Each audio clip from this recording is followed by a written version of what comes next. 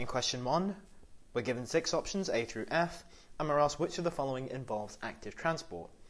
Now we should be able to define active transport as the movement of molecules against the concentration gradient using energy, or ATP, which comes from respiration.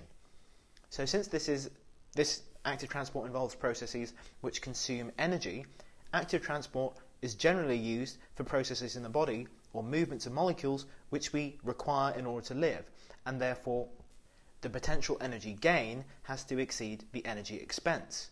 So the most common thing that we should be familiar as being moved around by active transport is glucose, since glucose will be used for respiration in order to generate the very energy used for not only its own transfer from either the gut or from the kidney nephron back into the bloodstream, but it also fuels many other cellular processes in the body. So we're looking out for glucose, and we're looking out for, as a general principle, things which would be desirable for the body. So let's start with A, movement of carbon dioxide into the lungs.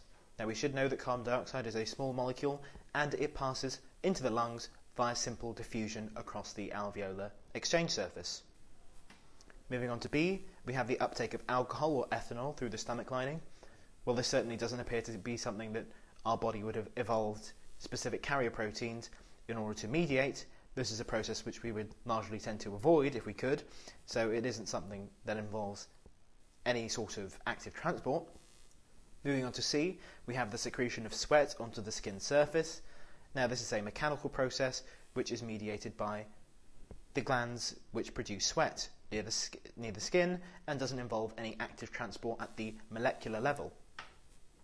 Moving on to D, this is the reabsorption of glucose in the kidney tubules, and this does involve active transport because, as we talked about earlier, it's not a very good idea to be urinating out all of the glucose that you've consumed. You want to be using that for respiration, so it's reabsorbed by an active transport process, and it's mediated by sodium-potassium ATPases, or pumps. Moving on to E, we have the loss of urine from the urethra.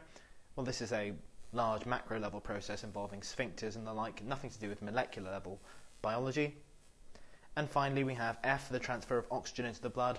Well, much like carbon dioxide into the lungs, at the alveolar surface there is diffusion, not active transport. So we have our answer, which is that D is the only process involving active transport.